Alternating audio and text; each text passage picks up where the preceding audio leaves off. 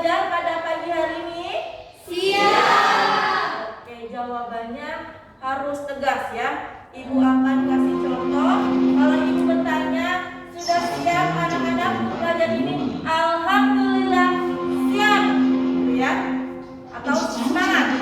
Mau kita sepakati semangat atau siap? Semangat kali ya, biar lebih semangat. Ayo, ibu tanya sekali lagi. Anak-anakku, sudah siapkah untuk belajar pada pagi hari ini? Alhamdulillah, semangat. Ya. Oke, sudah siap untuk belajar? Siap. Ya, siap jawabannya ya. Ayo, sekali lagi. Siap untuk belajar? Ya, siap. Berapakah persiapan kalian pada pagi hari ini? 100% siap. Oke, 100% siap. Oke, sebelum kita memulai pembelajaran pada pagi hari ini, marilah kita berdoa. Ibu persilakan kepada ketua kelas untuk memimpin doa. Oke teman-teman, sebelum kita melakukan pembelajaran, sebaiknya kita berdoa dahulu. Berdoa dimulai.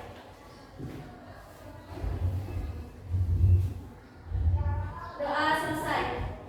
Ya, terima kasih. Baik, untuk hari ini Ibu akan cek kehadiran dulu ya.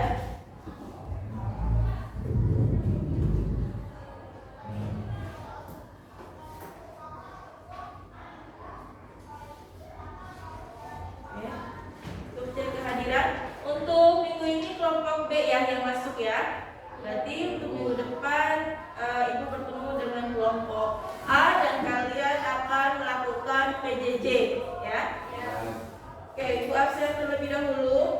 Nadila, dispen ya. Ya, ada kegiatan pasko ya untuk Nadila. Kemudian Nasrul Handika. Hadir, Bu. Oke. Najwatul Hamidah.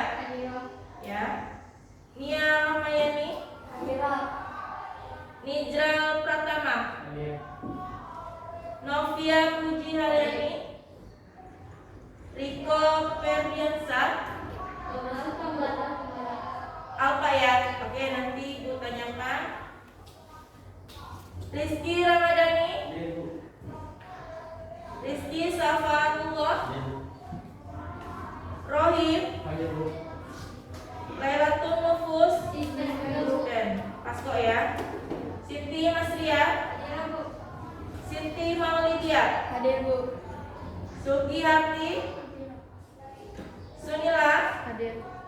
Tata Rizky Athari, Tresna Meliani, Hadir Bu. Ulyanti. Iya. Baik, terima kasih yang sudah hadir pada hari ini. Semoga kita semua diberikan kesehatan. Ya, apalagi sekarang kita masih pada masa pandemi. Yang paling utama adalah menjaga kesehatan. Ya, meskipun kita sudah melaksanakan tatap muka, tapi masih dalam jumlah yang terbatas. Makanya kelas kalian dibagi menjadi 2 kelompok atau 2 bagian. Nah, sebagiannya belajar di rumah dan kalian gilirannya minggu ini untuk belajar di sekolah. Nah, untuk menjaga kesehatan di masa pandemi itu yang paling penting adalah kalian harus makan yang banyak. Ya tidak? Ya, kalau misalnya kalian makan yang banyak, maka imun tubuh pun akan baik pula seperti itu. Nah, Ibu tanya pagi ini, siapa yang belum sarapan? Nia, kenapa kamu belum sarapan? Nggak keburu Bu. Gak buru. Kenapa? Siangan. Nih bangunnya nih ya. Kesiangan terus nih ya. Oke. Gak masalah, nanti pulang dari sini atau istirahat langsung makan ya, supaya imun kita selalu terjaga.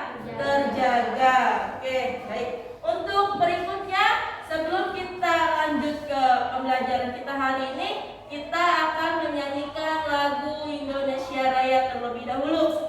Ya, sekarang gilirannya siapa nih yang jadi dirjen?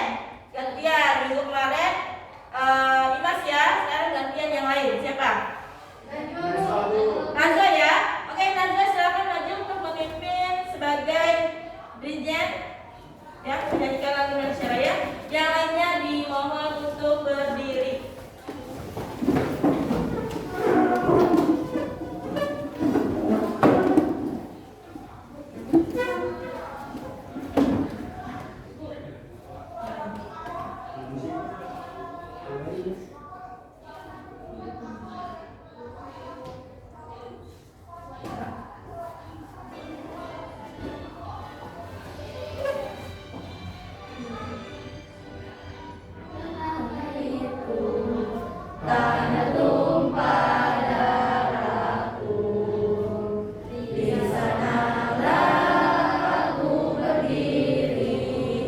jadi pandu Indonesia kebangsaanku, bangsa dan tanah airku. Marilah kita berseru, Indonesia bersatu. Hiduplah tanahku, hiduplah negeriku, bangsaku, rakyatku semuanya. Bangunlah jiwanya, bangunlah badannya untuk Indonesia Raya. Indonesia Raya, merdeka, merdeka, tanahku, negeriku yang ku cinta. Indonesia Raya, merdeka, merdeka, hiduplah Indonesia Raya. Ya, silakan duduk kembali. Untuk Najwa kurang semangat Najwa ya. Tadi sarapannya apa? Nasi uduk atau nasi goreng? Nasi goreng ya. Langsung aja lemes ya. Lain kali nasi uduk. Beda kalau nasi uduk ya. Oke, ya setelah kita menyanyikan lagu Indonesia Raya, kita akan lanjut ke materi berikutnya. Tapi sebelum kita melanjutkan, Ibu tanya dulu nih. Minggu lalu kita sudah belajar apa? Teks anekdot. Masih ingat tidak teks anekdot itu apa? Kayak cerita, Ya Mas? Apa itu teks anekdot? kayak cerita lucu. Cerita lucu, betul ya. Teks anekdot itu teks yang mengandung unsur kelucuan, namun di dalamnya ada suatu kritikan atau sindiran. Betul, tepuk tangan untuk Imas. Nah, berarti Imas masih ingat nih dengan materi sebelumnya. Nah, untuk pada hari ini kita akan melanjutkan materi kita terhadap teks laporan hasil observasi. Ya, untuk kompetensi dasar pada pembelajaran hari ini yaitu kalian harus mengidentifikasi teks laporan hasil observasi. Ya, nah tujuan pembelajaran pada hari ini kalian nanti akan mengidentifikasi dari segi ciri-cirinya, kemudian menentukan isi pokoknya, yang terakhir adalah menentukan kalimat tidak efektif dalam teks laporan hasil observasi, dan kalian harus memperbaiki kalimat yang tidak efektif tersebut. Paham? Paham. Oke, kita lanjutkan ya. Nah, di sini kalian akan mengidentifikasi teks laporan hasil observasi, ya. Nah, apa sih yang dimaksud dengan teks laporan hasil observasi itu? Nah, kalau kalian baca di sini, teks laporan hasil observasi itu adalah teks yang berisi penjabaran umum atau melaporkan sesuatu berupa hasil dari pengamatan atau observasi.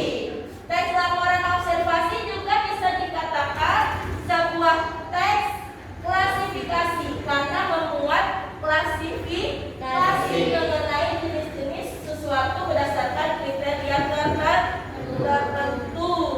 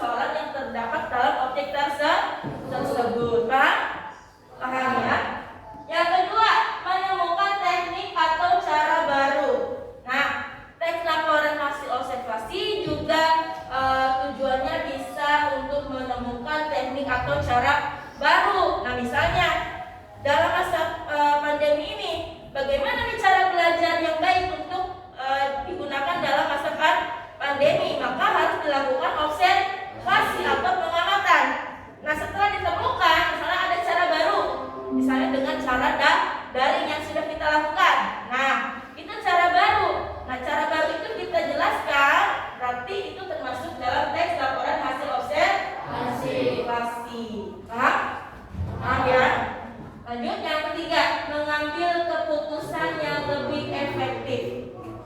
Nah, untuk tujuan dari teks laporan hasil observasi pun tujuannya yaitu kita bisa mengambil keputusan. Nah, ketika kita bimbang terhadap suatu objek misalnya, ya, bimbang untuk menentukan cara dan lain sebagainya terhadap suatu objek, maka kita harus melakukan observasi. Nah, observasi itu kita tulis dalam sebuah teks, maka disebut dengan teks laporan hasil observasi. Jadi kita untuk mencari keputusan kita harus melakukan observasi, gitu ya. Kemudian yang keempat, melakukan pengawasan atau perbaikan. Ya, tujuan teks laporan hasil observasi juga bisa menjadi sebuah pengawasan atau perbaikan atas sebuah tindakan yang telah terjadi. Ya, jadi misalnya pembelajaran luring ya atau tatap muka seperti ini tuh efektif nggak sih? Kita harus cari tahu. Nah, untuk memperbaiki pembelajaran tatap muka ini kita harus melakukan observasi atau pengamatan. Nah, hasil dari pengamatan itu kita tulis dalam sebuah teks. Maka teksnya itu disebut teks laporan hasil observasi. Seperti itu. Yang terakhir, untuk mengetahui perkembangan suatu permasalahan. Ya. Misalnya ibu kaitkan lagi dengan masa pandemi, ya. Untuk mengurangi korban COVID-19 di Indonesia, pemerintah sebelumnya melakukan beberapa pengamatan, ya enggak? Ya kan? Dulu awalnya kita ada yang namanya PSBB, ya kan? Kemudian ada pembaharuan atau perkembangan, ya kan, untuk menyelesaikan masalah tersebut. Itu dengan apa? Dengan PPKM, ya kan? Terus bagaimana lagi PPKM kurang efektif nih untuk memperbaiki atau mengetahui perkembangannya, yaitu bisa dengan melakukan vaksinisasi. Dan alhamdulillah ya, untuk vaksinisasi itu berjalan lancar dan alhamdulillah untuk di Indonesia cukup menurun ya dibandingkan sebelumnya. Paham? Itu tujuannya. Ya, udah pukul berapa ini? Belum di bawah ini. Ya. Oke, berikutnya. Nah, bagaimana langkah-langkah menentukan isi pokok teks laporan hasil observasi? Nah, cara menentukan isi pokok laporan hasil observasi. Yang pertama, kalian harus menggunakan rumus 5W plus 1H. Masih ingat dong rumus 5W plus 1H itu? Di SMP diajarkan? Diajarkan, ya? Masih ingat 5W plus 1H itu apa saja? Coba, ada yang mau jawab? Ada yang mau jawab? Ada? Ya? Betul sekali ya. Ya, ulangi coba. Yang pertama, what, where, when, why, dan how. Oh iya, betul. Tepuk tangan untuk siapa? Mei. Ya, tepuk tangan untuk Mei. Yang pertama itu ada what ya. Nah, kalau 5W plus 1 itu kalau dalam bahasa Inggris ya. Kalau dalam bahasa Indonesianya bisa kita singkat adik Simbak. Simbak tahu Simbak?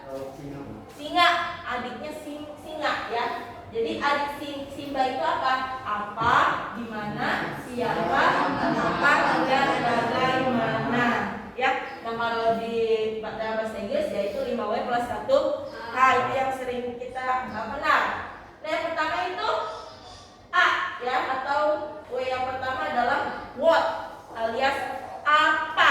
Nah, apa di sini adalah apa peristiwa yang terjadi ya. Kemudian peristiwa itu adalah sesuatu atau perihal dalam yang terdapat dalam bacaan ya, yang dijelaskan dalam bacaan atau teks tersebut. Yang kedua ada who atau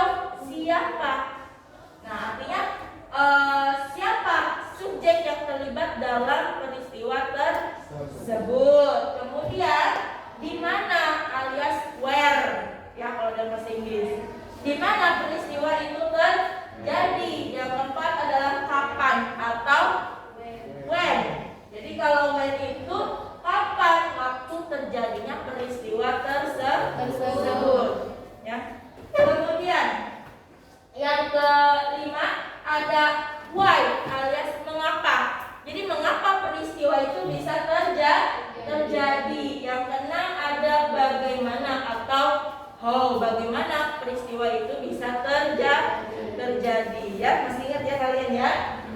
Oke, nah ini cara menentukan isi pokok. Jadi nanti untuk pengisian LKPD-nya kalian akan diberikan teks laporan hasil observasi, kemudian kalian akan menjawab pertanyaan yang berkaitan dengan 5W plus 1H. Oke, paham ya untuk ini ya? Ada yang bertanya? Tidak ada? Oke, kita lanjut ya. Nah, apa sih fungsi teks laporan hasil observasi? Yang pertama adalah melapor tanggung jawabkan sebuah tugas atau kegiatan pengamatan. Tadi udah Ibu sampaikan bahwa sebelum kita membuat teks laporan hasil observasi, pastinya kita melakukan sebuah pengamatan terlebih dahulu atau kita melakukan observasi. Nah, observasi itu harus kita laporkan, harus kita tulis. Nah, tulisan hasil observasi itulah disebut dengan teks laporan hasil observasi. Ya. Kemudian yang kedua, menjelaskan dasar penyusunan kebijaksanaan, keputusan dan atau pemecahan masalah dalam pengamatan. Ya, tadi juga sudah dijelaskan pada fungsi teks laporan hasil observasi bahwa teks laporan itu juga dapat disusun untuk menjelaskan suatu permasalahan. Permasalahan itu harus kita kaji dulu dalam sebuah observasi, ya, atau pengamatan. Kemudian yang ketiga, sarana untuk pendokumentasian. Dokumentasi tahu? Apa itu dokumentasi? Hah? Dokumentasi itu apa? Mengarsipkan, jadi menyimpan, ya. Jadi dokumen itu menyimpan. Jadi teks laporan hasil observasi juga fungsinya sebagai sarana untuk menyimpan bahwa sudah dilakukan suatu pengamatan terhadap suatu objek. Kemudian yang keempat adalah sebagai sumber informasi terpercaya. Ya, kenapa disebut terpercaya? Ya karena sudah dilakukan pengamatan yang kita tuangkan dalam sebuah teks. Teks itu disebut dengan laporan hasil observasi. Kemudian, nah ciri-cirinya apa saja? Nah ini untuk tujuan yang kedua ya. Kita menentukan ciri-ciri nanti. Nah, ya bel dulu ya.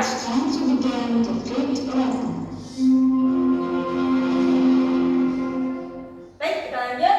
Nah, apa saja sih ciri-ciri teks laporan hasil observasi itu? Yang pertama adalah mengandung fakta. Fakta itu apa? Bertanya. Ya, data, betul. Kemudian kalau bersifat objektif, masih ingat? Objektif itu artinya tidak mengandung unsur pendapat, ya. Lawannya dari fakta tadi. Jadi kalau fakta itu objektif, ya kan? Kalau misalnya opini, fakta kan lawannya opini. Kalau opini berarti subjektif. Jadi kalau objektif itu tidak mengandung unsur pendapat. Kalau yang mengandung unsur pendapat itu misalnya gini, menurut saya, ya, ada kata menurut saya, berarti itu sudah mengandung opini atau pendapat. Jadi kalau misalnya teks laporan hasil observasi itu tidak mengandung unsur opini, karena yang dilaporkan dalam teks tersebut sesuai dengan hasil pengamatan yang dilakukan sebelumnya. Jadi yang disampaikan dalam teks itu yang benar-benar terjadi ketika kita melakukan pengamatan. Oke, lanjut. Yang ketiga, ditulis lengkap dan menyeluruh. Artinya teks laporan hasil observasi itu harus dikemas, ya, dikemas atau disusun berdasarkan strukturnya. Nanti strukturnya yang gua akan jelaskan setelah ini, ya. Kemudian bersifat kekinian atau terbaru. Sudah pasti ya, ketika kita memberikan informasi, nah ini juga bisa berupa informasi ya. laporan hasil observasi itu termasuk teks yang bersifat informasi, memberikan informasi kepada orang lain tentang objek yang sudah kita amati atau observasi gitu. Nah, ketika kita memberikan informasi dan hasil observasi yang kita lakukan, berarti ini bersifat kekinian atau terbaru gitu. Jadi informasinya terbaru. Gak mungkin kita menjelaskan suatu objek tapi sudah dilakukan sebelumnya penelitian itu ya. Kemudian menambah pengetahuan dan wawasan pembacanya. Nah, dari observasi yang kita lakukan ya, itu bisa menambah wawasan kepada pembaca teks laporan hasil observasi yang kita buat. Nah, ini untuk membuat teks laporan hasil observasi nanti kita akan lakukan pada pertemuan berikutnya. Ya, paham ya? Nah, lanjut. Nah, tadi ya, struktur teks itu apa saja? Struktur teks laporan hasil observasi. Yang pertama ada apa? Pernyataan umum. Nah, apa yang dimaksud dengan pernyataan umum? Pernyataan umum itu adalah pembukaan. Ya, jadi pembukaan isinya menjelaskan tentang objek yang akan kita jelaskan. Ya. Nah, kemudian yang kedua ada deskripsi bagian. Nah, deskripsi bagian itu isinya tentang rincian dari objek yang kita jelaskan. Ya. Jadi misalnya tadi objeknya kita utarakan dalam pernyataan umum tentang COVID-19 ya. Jumlah korban COVID-19 di Indonesia, misalnya itu pernyataan umumnya. Kemudian untuk deskripsi bagiannya berarti kita menjelaskan tentang jumlah kasus yang terjadi di Indonesia, jumlah kasus COVID-19 yang terjadi di Indonesia, mulai dari jumlah korbannya mungkin ya, kemudian ya korban meninggalnya, yang sakitnya, kemudian yang dan lain sebagainya ya.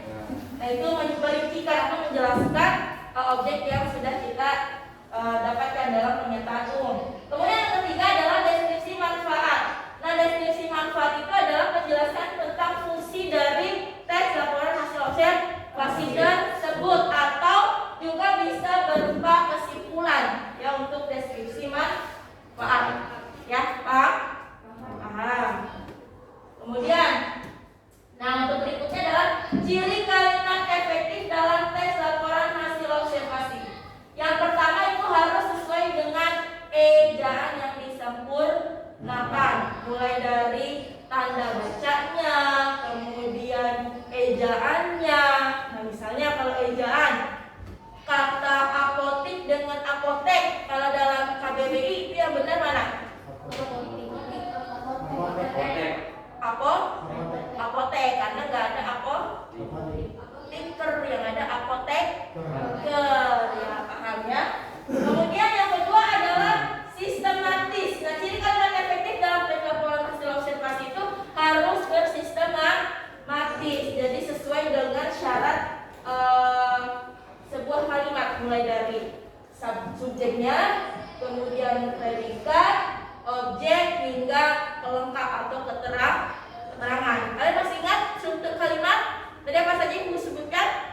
Ada subjek itu orangnya, ya kan? Kemudian ada predikat, lalu ada objek dan ada keterangan atau pelengkap. Untuk berikutnya, tidak boros atau tidak tidak bertele-tele. Artinya kalimat dalam teks laporan hasil observasi itu harus disampaikan dengan singkat, jelas, dan padat ya. Jadi harus singkat, padat, tapi jelas gitu, sesuai dengan hasil pengamatan yang sudah dilakukan. Kemudian yang terakhir adalah tidak ambigu. Tidak ambigu itu berarti apa? Ambigu itu apa?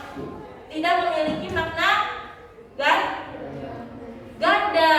Ya, tidak memiliki makna ganda. Misalnya ibu kasih contoh ya.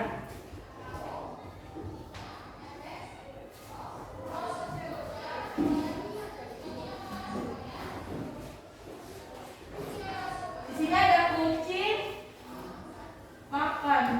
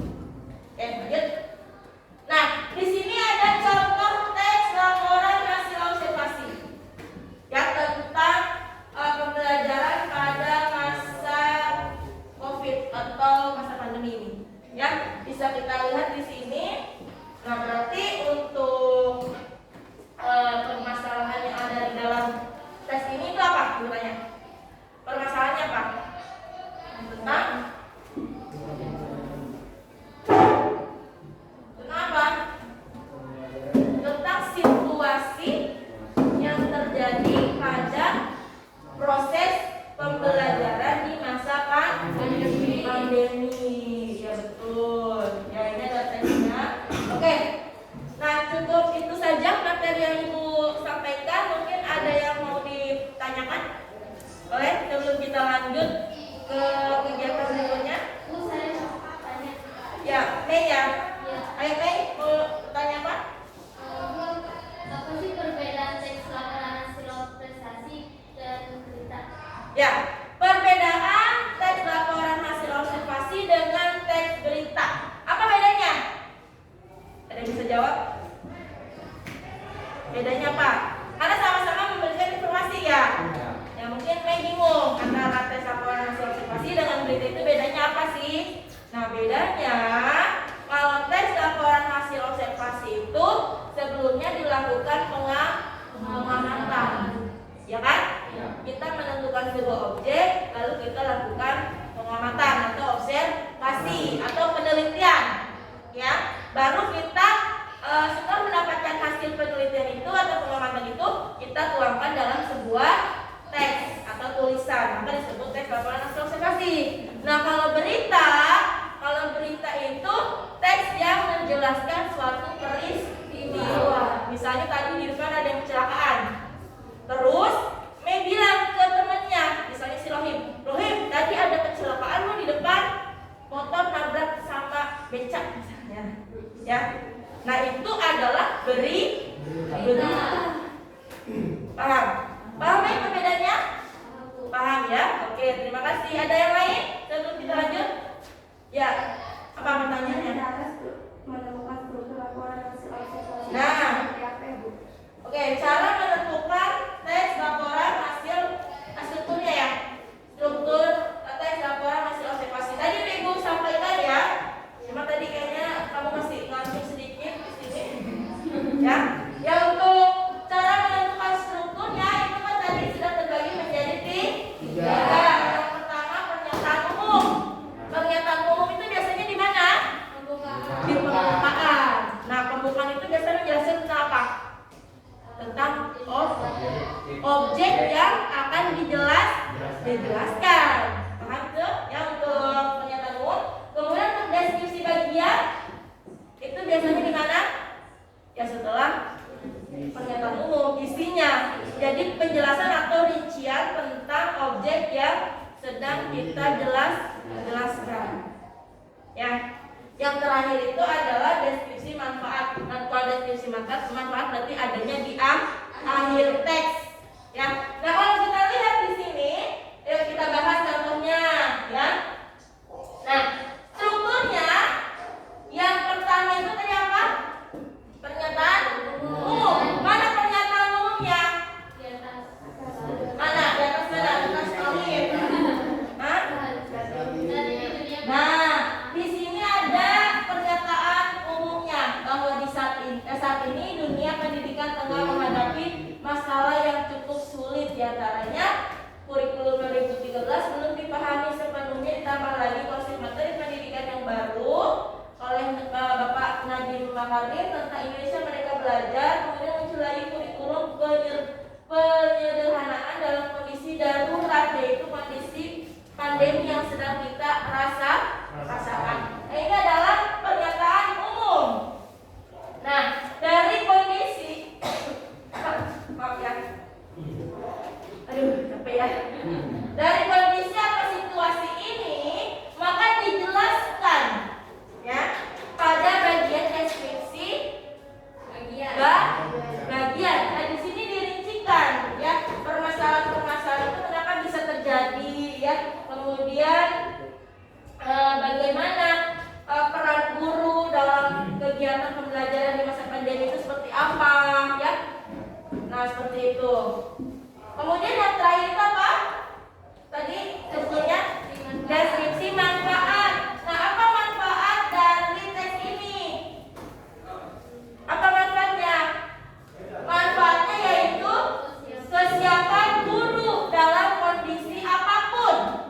Seperti yang kita lakukan ini, seperti yang Ibu lakukan.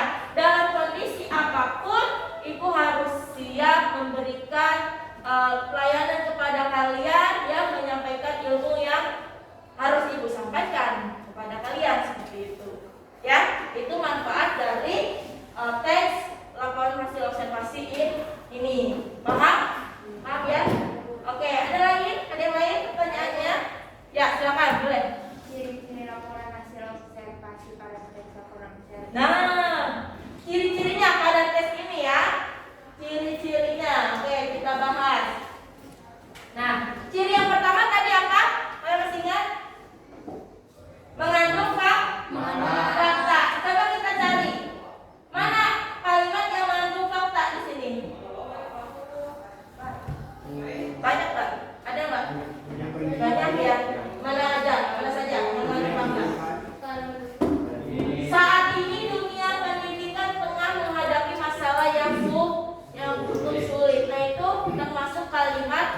fakta. Nah, masih banyak lagi di sini ya. Misalnya situasi ini merupakan hal baru bagi masyarakat, betul nggak? Betul. Nyatanya itu fakta bahwa masa pandemi ini ya sebagai ya sesuatu yang baru bagi kita ya, bagi masyarakat yang lain. Kemudian apalagi ciri yang kedua tadi bersifat objektif ya. Jadi kalau bersifat objektif itu tidak mengandung unsur pendapat, harus sesuai dengan kejadian itu ya, sesuai dengan apa yang kita dapatkan ketika melakukan observasi. Nah, di sini apa? Coba kalian cari yang bersifat objektif. Ayo. Mana?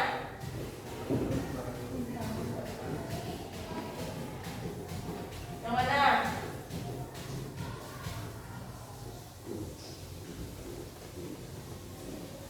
Yang mana?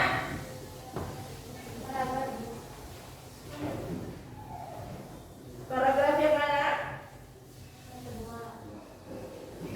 Paragraf kedua yang mana? Yang bersifat objektif.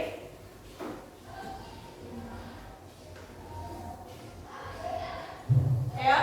Nah, di sini ya, pemerintah berusaha menghambat penyebaran COVID-19. Objektif enggak?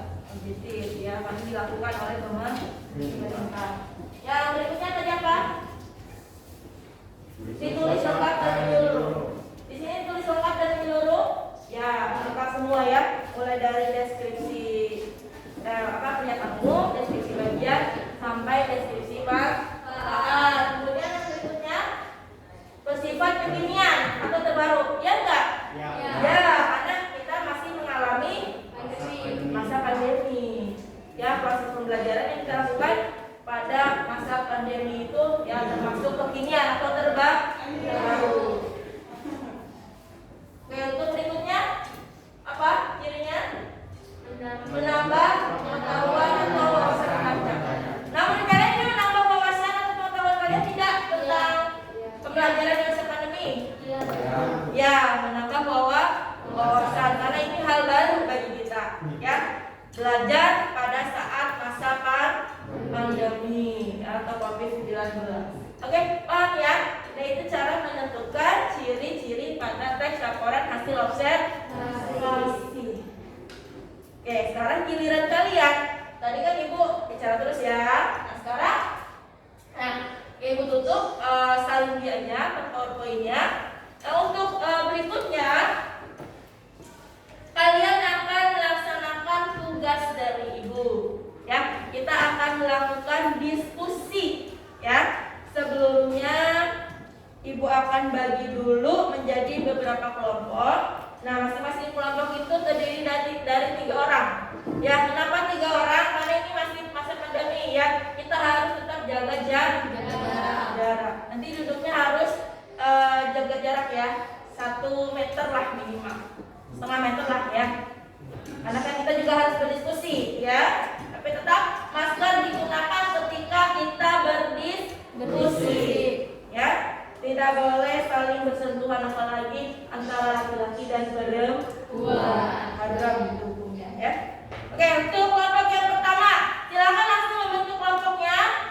Ada Nijra, Nia, dan Imas, silakan. Nijra, Nia, dan Imas. Kemudian kelompok 2, Najwa, Tata, dan Tresna. Kelompok 3, kelompok 3 nih Riko, Rohim, Sugiyati. Riko tadi tidak ada ya? Tidak hadir, oke. Nanti Rohim sama Sugiyati.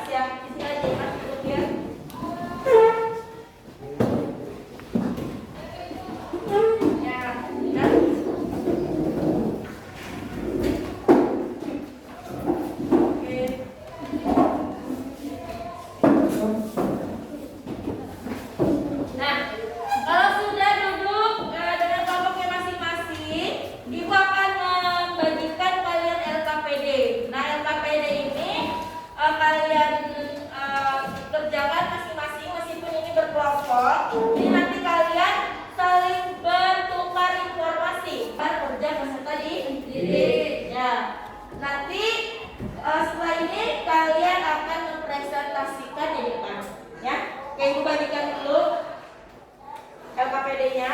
Nah, di LKPD ini juga ada rangkuman materi yang sudah tadi Ibu jelaskan. Silakan kalian baca dan kalian pahami.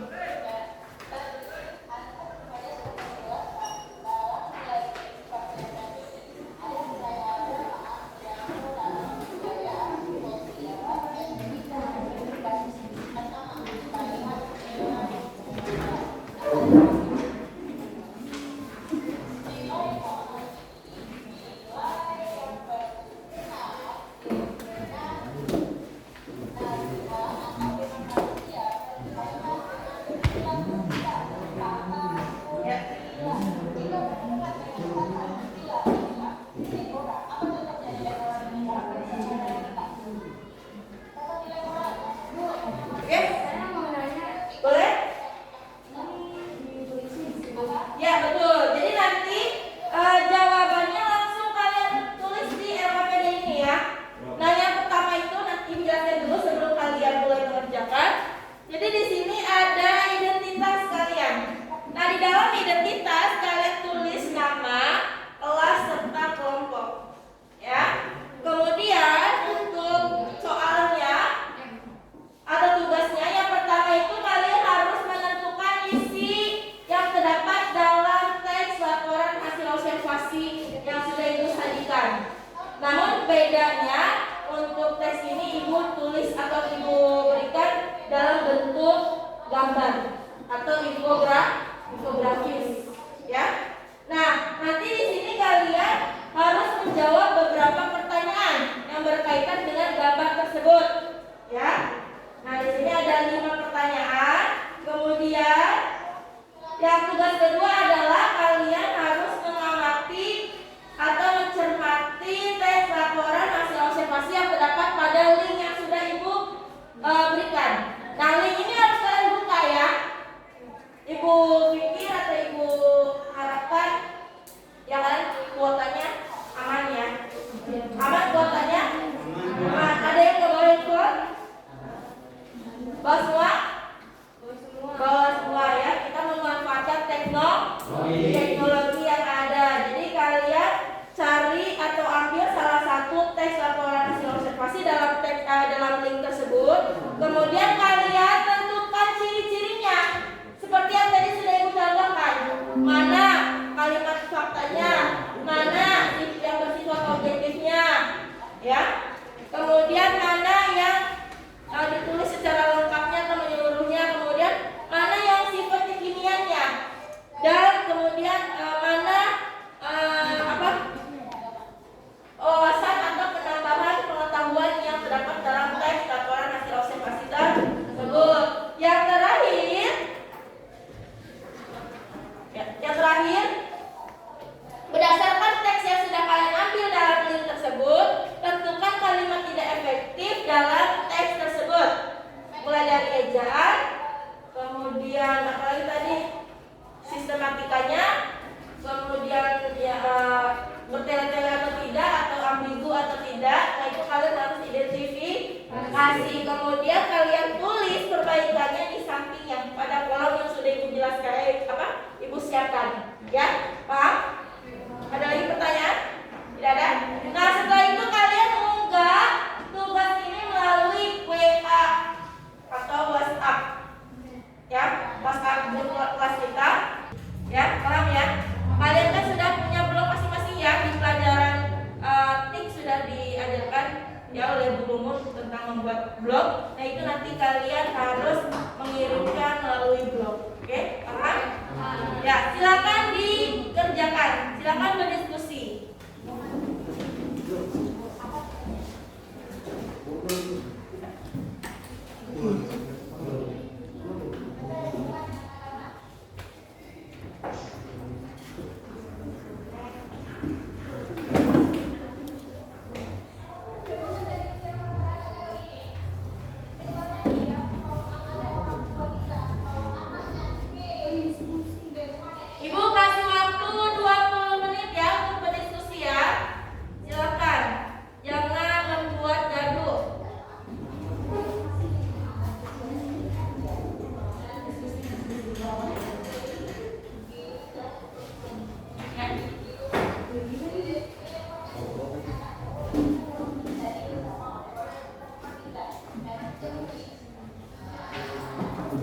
Ya. Ya, sambil kalian berdiskusi, Ibu akan menilai kalian dari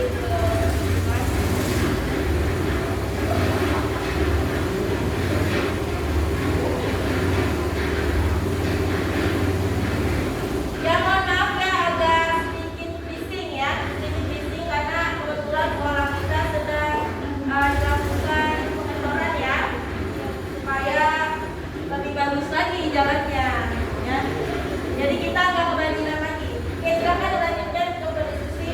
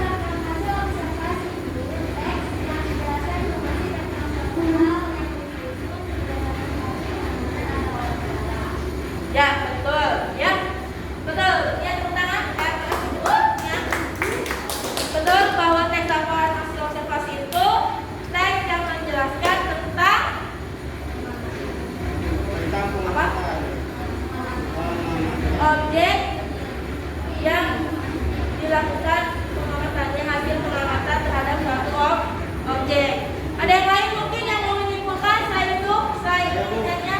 Boleh, Rohim, silakan. Untuk menentukan hasil observasi dapat menggunakan rumus 3W plus 1H.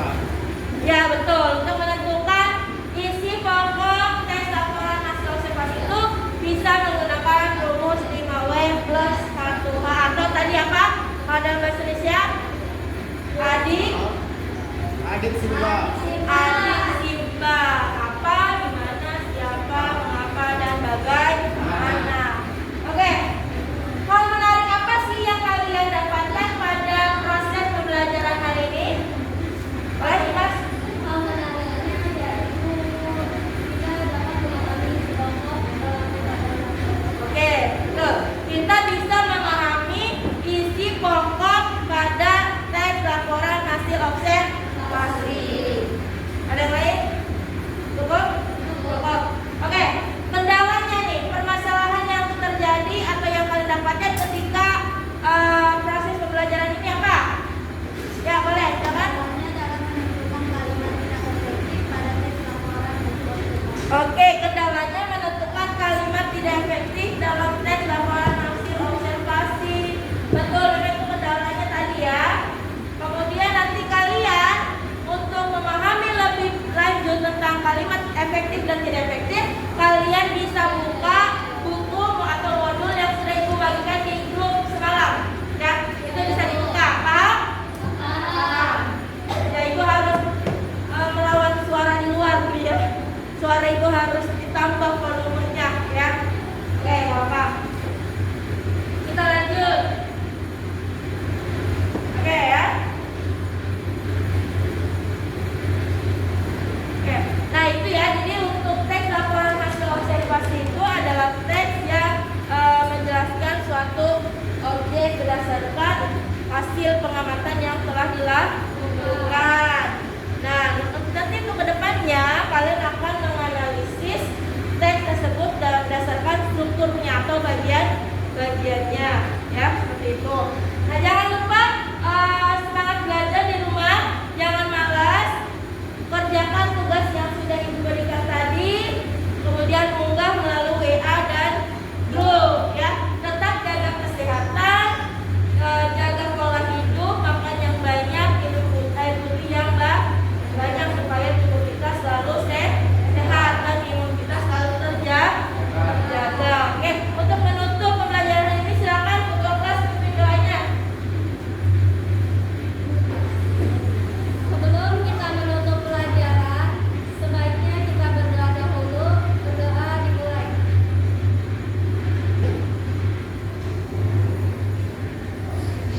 Sudah selesai. Ya, terima kasih. Cukup sekian pertemuan kita hari ini. Kurang lebihnya mohon maaf. Wabillahi taufiq wal hidayah. Wassalamualaikum warahmatullahi wabarakatuh. Waalaikumsalam warahmatullahi wabarakatuh. Ya, silakan kembali ke tempatnya masing-masing dan merapikan bukunya.